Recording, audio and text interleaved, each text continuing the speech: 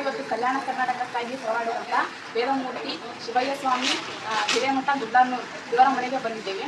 ಇವರ ಪುತ್ರರಾದ ವಿಷಯ ಶಿವಯ್ಯ ಹಿರೇಮಠ ಇವರ ಮಠ ಅವರ ಬಗ್ಗೆ ಒಂದು ಸ್ವಲ್ಪ ಮಾಹಿತಿಯನ್ನು ಕೊಡ್ತೇನೆ. ಶಿವಯ್ಯ ತಂದೆ ಬಸಯ್ಯ ಸ್ವಾಮಿ ಹಿರೇಮಠ ಗುಡ್ಡಾನೂರು ಇವರು ಗುಡ್ಡಾನೂರು ನಮ್ಮದು.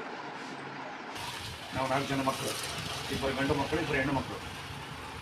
2 ಗಂಡು ಮಕ್ಕಳಲ್ಲಿ ನಾನು ಹಿರಿಯವನು ವಿಶ್ವನಾಥಯ್ಯ ಈಶಯ್ಯ, ನಮ್ಮ ತಮ್ಮನ ಹೆಸರು ಶ್ರೀಶೈಲ. ಪರ ವೀರ ಸ್ವತಂತ್ರ ಯೋಧರು. ಹೆಂಗೆ ಸ್ವತಂತ್ರ ಯೋಧರು ಅಂದ್ರೆ ಅಳವಂಡಿ ಶಿವಸ್ವಾಮಿ ಟೀಮ್ ಅಂತ ಇತ್ತು. ಆ ಟೀಮ್ನಲ್ಲಿ ಇವರು ಸದಸ್ಯರಾಗಿದ್ದರು. ಅದರಲ್ಲಿ ಯಾರು ಹೇಳಿದ್ರು ಅಂದ್ರೆ ಬನ್ನಿಕೊಪ್ಪದ ಯರಾಶಿ ಶಂಕರಪ್ಪನವರು, ಅಳವಂಡಿ ಶಿವಸ್ವಾಮಿಗಳು, ಆಮೇಲೆ ಕಾತ್ರಿಕಿ ಲಿಂಗನಗೌಡರು, ಆಮೇಲೆ ಹಿರೇಶಿಂದೋಗಿರು ಯಾರೊಬ್ಬರು ಹೆಸರು ಜ್ಞಾಪಕ ನನಗೆ. ಒಟ್ಟು 7 ಜನ ಇವ್ರ ಟೀಮು. ಇವ್ರು ಏನು ಮಾಡ್ತಾಯಿದ್ರು ಅಂದ್ರೆ ಹೈದರಾಬಾದ್ ನಿಜಾಮ ಇಡೀ ಭಾರತಕ್ಕೆ ಸ್ವತಂತ್ರ ಕೊಟ್ಟರೆ ಅವ್ರು ಬಿಟ್ಕೊಡಲ್ಲ. ಸಾಲಾರ್ ಜಂಗ್ ಬಹದ್ದೂರ್, ನಿಜಾಮ್ ಸಾಲಾರ್ ಜಂಗ್ ಬಹದ್ದೂರ್ ಅಂತೇಳಿ ಹೈದರಾಬಾದ್ ರಾಜ, ಅವ್ರು ಬಿಟ್ಕೊಡಲ್ಲ. ಆ ಬಿಟ್ಕೊಡೋ ಸಲ ಹೋರಾಟ ಮಾಡಿದರು. ಹೋರಾಟ ಯಾವ ರೀತಿಯಾಗಿತ್ತಂದ್ರೆ ಅವರು ಇವರು ಹೈದರಾಬಾದ್ ನಿಜಾಮ್ನ ಪಠಾಣ್ರ ನಿಂತರು, ಪಠಾಣ್ ರಾವಳಿ ಅಂತಾರೆ ಅದಕ್ಕೆ. ಅವರು ನಮ್ಮ ಹಿಂದೂ ಮಂದಿನ ಎಷ್ಟೋ ಜನರನ್ನ ಹೆಣ್ಮಕ್ಳ ಮೇಲೆ ಅತ್ಯಾಚಾರ ಮಾಡಿದರು, ಮಕ್ಕಳನ್ನ ಕೊಲೆ ಮಾಡಿದರು, ಎಷ್ಟೋ ಜನ ಮುದುಕರನ್ನ ಸಂಹಾರ ಮಾಡಿದರು. ಈ ರೀತಿ ನಡೀತಾ ಇತ್ತು. ಆ ಸಮಯದಲ್ಲಿ ಇವರು ಇಂಡಿಯನ್ ಕಟ್ಟಿ ಹೋರಾಟ ಮಾಡಿ ಅವ್ರ ಜೊತೆಗೆ ಇವರು ಹೋರಾಟ ಮಾಡಿದರು. ಹೆಂಗೆ ಹೋರಾಟ ಮಾಡಿದ್ರು ಅಂದರೆ ಆ ನಿಜಾಮನ ಆಳ್ವಿಕೆ ಎಲ್ಲಿವರೆಗಿತ್ತು ಅಲ್ಲಿವರೆಗೆ ಇವರು ಬಿಟ್ಕೊಡ್ಲಿ ಅಂಥೇಳಿ ಇದು ಮಾಡ್ತಾಯಿದ್ರು. ಆವಾಗ ಇದು ಯರಗೂರು ತಾಲೂಕು ಉಕ್ನೂರು ಎಲ್ಲ ಹೈದರಾಬಾದ್ ನಿಜಾಮನ ಆಡಳಿತದಲ್ಲಿದ್ದು. ಅಲ್ಲಿ ಇವರು ಟೀಮ್ ಹೋಗಿ ಪೋಸ್ಟ್ ಆಫೀಸ್ ಕಾಯ್ತಕ್ಕಂಥ ಸೆಂಟ್ರನ್ನ ಇದು ಮಾಡಿ ಅದು ಒಟ್ಟು ಪೋಸ್ಟ್ ಆಫೀಸಿಗೆ ಬೆಂಕಿ ಹಚ್ಬೇಕಂತೇಳಿ ಇವರು ಮಾತಾಡ್ಕೊಂಡು ಹೋಗಿದ್ರು. ಆದ್ರೆ ಅದನ್ನು ಹಚ್ಬೇಕಾದ್ರೆ ಯಾರು ಹಚ್ಚಬೇಕು, ಹೆಂಗೆ ಹೋರಾಟ ಮಾಡಬೇಕು ಅನ್ನೋ ಬಗ್ಗೆ ತೀರ್ಮಾನ ಮಾಡಿದರು. ಆ ಸಮಯದಲ್ಲಿ ಇವರು ನಮ್ಮ ತಂದೆಯವರಂಥ ಶಿವಯ್ಯ ಸ್ವಾಮಿಗಳು, ಇಲ್ಲ ನಾನು ಮರ್ಡರ್ ಮಾಡ್ತೀನಿ, ನೀವು ರಾತ್ರಿ ಟೈಮ್ 7:30 ಬ್ಯಾಟ್ರಿ ಹಾಕಬೇಕು ಪೋಸ್ಟ್ ಆಫೀಸ್ಗೆ ಅಂತ ಹೇಳಿದ್ರು. ಅದರಂತಾಗಿ ಶಿವಮೂರ್ತಿ ಸ್ವಾಮಿಗಳು ಮತ್ತು ಕಾರ್ತಿಕಿ ಲಿಂಗನಗೌಡರು ಮತ್ತು ಯರಾಶಿ ಶಂಕರಪ್ಪನವರು ಕನಿಷ್ಠ ಒಂದು 100 ಮೀಟ್ರ್ ದೂರ ನಿಂತು ಪೋಸ್ಟ್ ಆಫೀಸ್ ಕಡೆ ರಾತ್ರಿ 8-9 ಸುಮಾರು ಬ್ಯಾಟ್ರಿ ಹಾಕ್ತಿದ್ರು.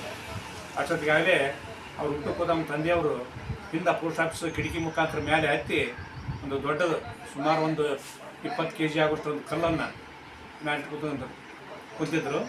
ಅವರು ರಾತ್ರಿ ಊಟ ಮಾಡಿ ಬಂದು ಸೆಂಟ್ರಿ ಕಾಯ್ಬೇಕಾರೆ ಅವರು ದೂರದ ಬ್ಯಾಟ್ರಿ ಹಾಕಿದ್ದಕ್ಕೆ ಅವ್ನ ಚಿತ್ತ ಆ ಕಡೆ ಇತ್ತು. ಅವ್ರು ಎಲ್ಲಿಂದ ಬರ್ತದೆ ಬೆಳಕು ಅಂತೇಳಿ ಅವ್ರ ದೃಷ್ಟಿ ಆ ಕಡೆ ಬಿಟ್ಟಾಗ ಇವ್ರು ಮಳೆಗೆ ಮೇಲೆ ಕಣ್ಣೆತ್ತಿ ಅವ್ರು ಕೆರೆ ಮೇಲೆ ಹಾಕಿದಾಗ ಅವ್ರು ಬಿದ್ದು ಬೆಳಬೇಕು ಒತ್ತಾಡಿ ಸೊಂಟದಲ್ಲಿರ್ತಕ್ಕಂಥ ರಿವಾಲ್ವರ್ ತಗೊಂಡು ಹೊಡಿಬೇಕಂತ ಕೈ ಹಾಕಾಕ ಇವ್ರ ಮೇಲಿಂದ ಹಾರಿದ್ರು.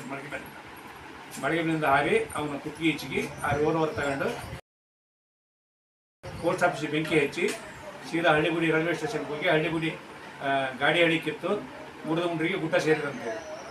ಆಮೇಲೆ ಇವರು ಆ ಗುಡ್ಡ ಸೇರಿದ ಮೇಲೆ ಅಲ್ಲಿ ಕೂಡ ಇವ್ರದ್ದು ದಬ್ಬಾಳಿಕಿತ್ತು. ಯಾರ್ದು? ಹೈದರಾಬಾದ್ ನಿಜಾಮ್ ಪಠಾಣ್ರದ್ದು. ಅವಾಗ ಇವರು ನಮ್ಮ ತಂದೆಯವರು ಎಲ್ಲರೂ ಕೂಡಿಕೊಂಡು ಏನು ಹೇಳ್ತಾ ಇದ್ರು, ಅಡವೆ ಗುಡ್ಡದಾಗಿದ್ದಾಗ ನಮಗೆ ಬುತ್ತಿ ತರಬೇಕಾದ್ರೂ ಕೂಡ ಗಂಡ್ಮಕ್ಳು ಬಂದ್ರೆ ಅವರು ಹಿಡಿತಾರ, ಅದಕ್ಕೆ ನೀವು ಸೀರೆ ಉಟ್ಕೊಂಬರ್ಬೇಕಂತ ಹೇಳ್ತಾರೆ ನನ್ನ ತಂದೆಯವರು. ಅವ್ರಿಗೆ ಬುತ್ತಿ ಕೊಡೋಕೆ ಹೋಗೋರು ಸಹಿತ ಗುಡ್ದುಂಡ್ರಿ ಆಗಿದ್ದ ಸೀರೆ ಉಟ್ಕೊಂಡು ತೆರೆ ಮೇಲೆ ಕುಟ್ಟಿ ಹೊತ್ಕೊಂಡು ಹೆಣ್ಮಕ್ಳು ಹಂಗೆ ಕೆಲಸಕ್ಕೆ ಹೋಗ್ತಾರೆ, ಹಂಗೆ ಹೋಗಿ ಇವ್ರಿಗೆ ಊಟ ಕೊಟ್ಕೊಡ್ತಾರಂತೆ. ಅಲ್ಲಿಂದ ಮತ್ತೆ ರಾತ್ರಿ ಟೈಮ್ ಊರಾಗ ಬರೋದು ಇವರು ಎಲ್ಲಿರುತ್ತೆ ಅಲ್ಲಿ ಇದು ಮಾಡೋದು. ಈ ಥರ ಹೋರಾಟ ಮಾಡಿ ತದನಂತರ ದೆಹಲಿಯಿಂದ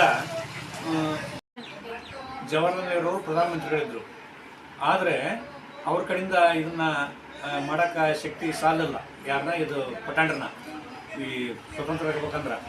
ಅವಾಗ ಅವರು ನಮ್ಮ ಇವರು ಇಲ್ಲ ನೀವು ತಗೊಳ್ಳೋಕ್ಕೆ ಬೇಕು ಅಂತ ಅವ್ರು ಹೇಳಿದ ಸಹಿತ ಇವರು ನಾ ದೇಶಕ್ಕಾಗಿ ಹೋರಾಟ ಮಾಡೀನಿ, ನನ್ನ ಇದಕ್ಕಲ್ಲ, ನಾನು ಸ್ವತಂತ್ರನ ಮಾರಾಟ ಮಾಡ್ತೀನಿ ನನ್ನ ಸರ್ಕಾರಕ್ಕೆ ಅಂತ ಹೇಳಿ ದುಡ್ಡು ತಗೊಳ್ಳಲ್ಲ ಇವರು. ಅದು ಸ್ವತಂತ್ರ ಏನಾಯ್ತಂದ್ರೆ ಅವರು ಮರಣದ ಕಾಲಕ್ಕೆ ನನಗೆ ಹೇಳಿದ್ರು, ಹಿಂಗೆ ಮಗನ ನನಗೆ ಸತ್ಯಂದ್ರೆ ನನಗೆ ತ್ರಿವರ್ಣ ಧ್ವಜ ಹೊರಬೇಕು ಅಂತ. ಆಗ ನಾವು ಸಂತಣ್ಣನ ಕರ್ಕೊಂಡು ಅವಾಗ ಜಿಲ್ಲಾ ನಮ್ಮದು ಕೊಪ್ಪಳ ಇದ್ದಲ್ಲ ರಾಯಚೂರಿತ್ತು, ಅಸಿಸ್ಟೆಂಟ್ ಕಮಿಷನರ್ ಹತ್ರ ಹೋದ್ವಿ ನಾವು, AC ಹತ್ರ ಹೋಗಿ ಈ ವಿಷಯ ತಿಳಿಸಿದ್ವಿ. ಅವ್ರು ಅಸಿಸ್ಟೆಂಟ್ ಕಮಿಷನರ್ ಏನಂದ್ರು, ಇಲ್ಲ ಅವರು ಮಹಾಶಾಸನ ತಗೋತಾರಂತ ಕೇಳಿದ್ರು. ಎಲ್ಲರಿಗೂ ತಗೊಂಡೆಲ್ಲ ವಾಲ್ಯ ಅಂತ ಹೇಳಿ ಬರ್ಕೊಡಿದ್ರು ಅವರು. ಮಹಾಶಾಸನ ತಗೊಂಡು ಸರ್ಕಾರ ಹೊಸ ಕೊಡೋದು ತ್ರಿವರ್ಣ ಜನ ಅಂತ ಹೇಳ್ಬಿಟ್ರು. ಅದಕ್ಕೆ ಮತ್ತೆ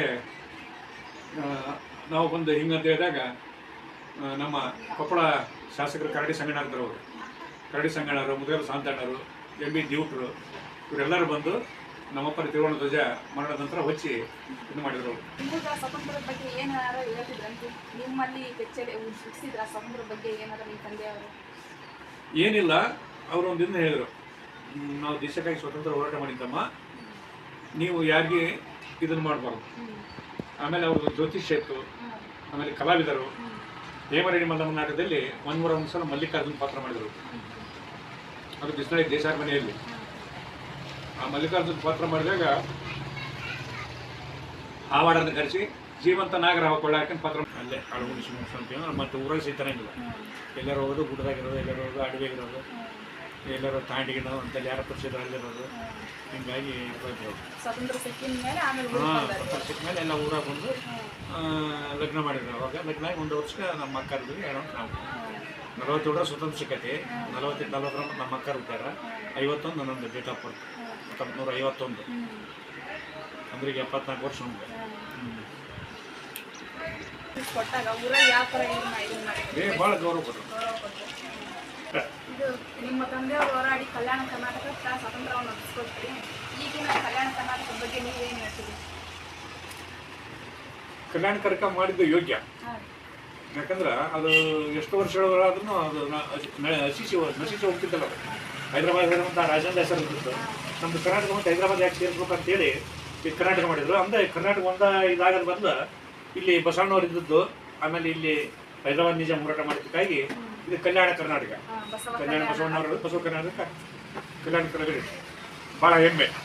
ಪುರಾತನ ಕಾಲದಲ್ಲಿ ಹೈದರಾಬಾದ್ ಕರ್ನಾಟಕ, ಬಾಂಬೆ ಕರ್ನಾಟಕ, ಮೈಸೂರು ಕರ್ನಾಟಕ ಅಂತೇಳಿ 3 ಕರ್ನಾಟಕ ಇದ್ವು. ಸ್ವತಂತ್ರ ಸಿಕ್ಕಂತ ಇದೆಲ್ಲ ಗೂಡಿಸಿ ಒಂದೇ ಕರ್ನಾಟಕ ಮಾಡಿದ್ರಿ. ಈಗ ಅದಕ್ಕಾಗಿ ಕರ್ನಾಟಕ ರಾಜ್ಯೋತ್ಸವ ಮಾಡ್ತೀವಿ. ಇದು ಹೈದರಾಬಾದ್ ಕಲ್ಯಾಣ ಕರ್ನಾಟಕ ಅಂತ ಮಾಡ್ಯಾರ ಈಗ. ಹಿಂಗಾಗಿ ಇದು ನಮ್ಮ ಉತ್ತರ ಭಾಗದಲ್ಲಿ ಬರುತ್ತೆ ನಮ್ಮ ರಾಜ್ಯದೊಳಗೆ. ಇಲ್ಲಿ ಸ್ವಲ್ಪ ಬಡತನ ಜಾಸ್ತಿ ಆ ಉದ್ದೇಶಕ್ಕಾಗಿ ಇದಕ್ಕೆ ಕರ್ನಾಟಕಕ್ಕೆ ಹೆಚ್ಚಿನ ಒಂದು ಆದ್ಯತೆ ಕೊಡಬೇಕು ಅಂತೇಳಿ ಸರ್ಕಾರ ಇದು ಮಾಡ್ಕೊಂಡು ಸರ್ವೆ ಮಾಡಿ ಸಪ್ರೇಟ್ ಮಾಡ್ಯಾರ. ಇದು ಒಂದು ಹೆಮ್ಮೆ ನಮಗೆ. ನಿಮ್ಮ ತಂದೆಯವರ ಬಗ್ಗೆ ಮತ್ತು ಅವರ ಜೀವನದ ಬಗ್ಗೆ, ಸ್ವಾತಂತ್ರ್ಯದ ಬಗ್ಗೆ ಎಲ್ಲ ಮಾಹಿತಿ ಕೊಟ್ಟಿದ್ದಕ್ಕೆ ಧನ್ಯವಾದಗಳು.